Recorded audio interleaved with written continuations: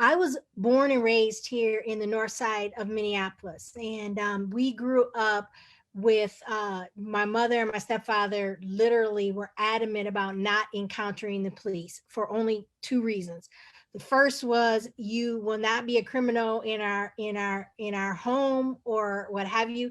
If you are, you go to jail, you stay in jail. But the second and most important reason was if you have an encounter with the police, first of all, you want to avoid them at all possible costs, hence don't be a criminal. But secondly, you want to avoid them because you would either wind up beat up or dead. They didn't need a reason to basically, they had a place down by the river where they would take you and beat you up. And it didn't matter if you were male or female, but you're Black, you're poor. We lived in the projects, and we tried to avoid them at all possible costs. And so, which was definitely, I tried to as much as possible. But I actually have a brother who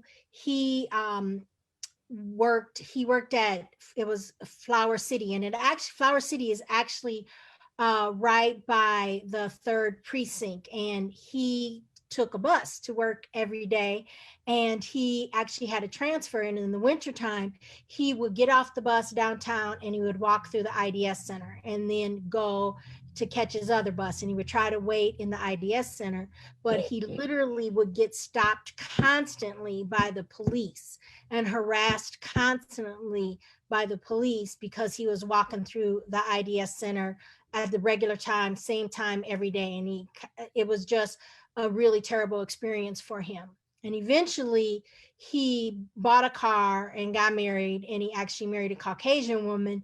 And one day he was driving her car, which was still in her father's name, and the address was in Edina. And the police stopped him and roughed him up significantly and took him down to the county jail because they're like, why are you driving this white person's car? You must have stolen this person's car. And it was she just hadn't changed the car's address from Edina to Northside where they lived. And it's like all these constant experiences that we've had to deal with just in our own family. But what really made me more active was we had an event in my apartment building where one guy was chasing another guy in the building, and we called the police, and the police came in, or somebody called the police. I actually didn't call the police, but the police came in, and this guy actually was he started to have, he was the one being chased, and it was a Black man, and he started to have an asthma attack, and he asked for an ambulance. He didn't say ambulance, but you knew that he said he wanted an ambulance, and he said ambulance. And the police actually took him outside, and people kept calling, asking for help for this gentleman, and the police kept calling and canceling, and he ended up actually convulsing to death right outside our door, which is a horrific thing to see. And that actually got me motivated to start doing anti-police brutality work. In addition to, there were several other events, the Tyso Nelson killing and what have you. But so I began work in this anti-police brutality sphere. But one of the things I want to fast forward, I travel a lot.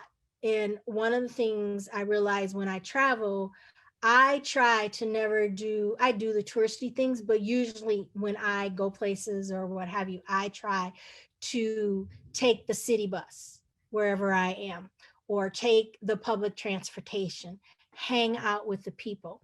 And I always ask them about what life is like wherever they are. And one of the things I have realized is that people in other places other than the United States typically people from the United States, we think we're the center of the universe.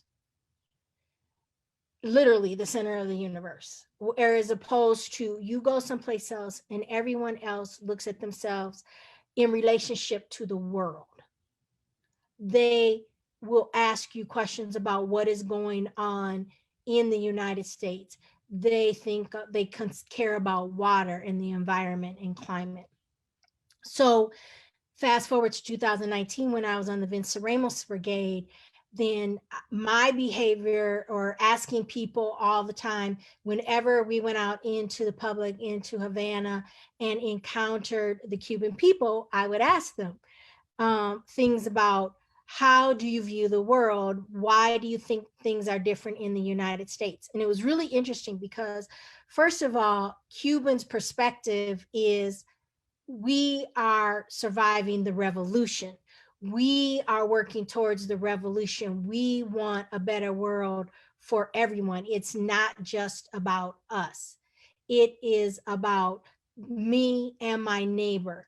And it's about, how can we make our society better? And actually, they all have a common enemy, which is the United States. And it's not to their benefit to fight amongst each other. It's not to their benefit to allow the police officers to treat people of one color a different way. It's, we're in this, there's a unity that you don't see here. And I actually have a really good friend who I went to high school with, and we've remained friends, and he is a police officer. And one of the things that, even as a police officer, he's African American, and one of the things as a police officer is, when they stop training to be from, hurt people, to shoot, it was to shoot to kill. And you shoot to kill. You have to protect yourself. And I always tell people that here in the United States, that the police officers operate out of fear. They don't, it's us versus them mentality. And if we have this whole legacy of, it's them, we need to oppress them, we need to keep them down, we need to keep them relegated to a certain area of the city. And that's what we have to do, is us versus them. So if you have this mindset of us versus them, then you're not going to care whether you kill them or not.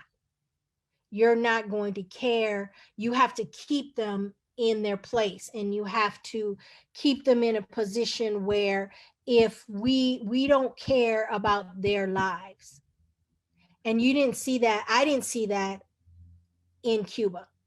I didn't see that in Cuba. When you ask people about police brutality, we were in a cab one night in Havana, and the cab driver, we were asking him about police brutality, and he's like, we have no idea what that is. I mean, we know what it is because of what the people in the United States experience, because we try to make ourselves aware.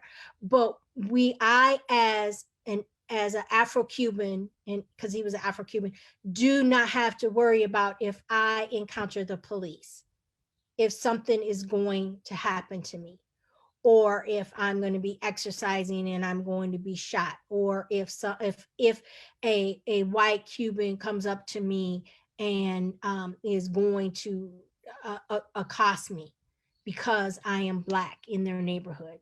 It's a completely different experience. And I found that really interesting, and it was really hard to come back to. Kimberly, just to let you know, these 2 minutes. Thank you. Okay, great. But for me, it was really hard to come back, and especially in 2020, and to see all the killings. Tamar Rice is the one that is really difficult for me. Like, I have nightmares to this day. And that there's a place 90 miles from the United States where you can walk the street and not be afraid. You can drive and not be afraid. And I have one thing that was really interesting that happened to me last summer after George Floyd. I bowled with a group of ladies, and we were doing a summer league, and it was way out in St. Paul in some suburb, Little Canada. And we decided to go to one lady's house. And it was very interesting because she's like, do you guys know how to get to my house from here? And I didn't. She's like, okay, you can follow me. And all the ladies are Caucasian except for myself. So she takes out from the bowling alley, and she's driving 50 miles an hour down this 30-mile-an-hour road. And I'm just like, I can't do that. I can't do that. And so when I finally get to her house, everybody's there. They're all driving all fast and everything. And she says, well, what happened to you? And I was like, I'm black. I'm black. What do you not realize that I'm black? And she said, what do you mean? And I said, I can't, I am in this white suburb. I'm a black person. I cannot be driving down the street 50 miles an hour. I do not want to be the next George Floyd. And the light bulb that resonated, like the light bulb went off, and it like this, she had seen the George Floyd thing. She thought it was horrific, but it was like literally until I told her that I live in fear every single day as a black woman. I don't want to be stopped by the officers. She literally wasn't going to do anything. But then the next weeks, she and her daughter got out and they began to protest. But it wasn't until she had that personal experience that she realized that this is the fear that we as black people live in every day. So it was a learning experience, and I helped, affect change in one person, but it's definitely, and I know the one thing, it is because of our capitalistic society, and that it's different in Cuba because of the change in the system.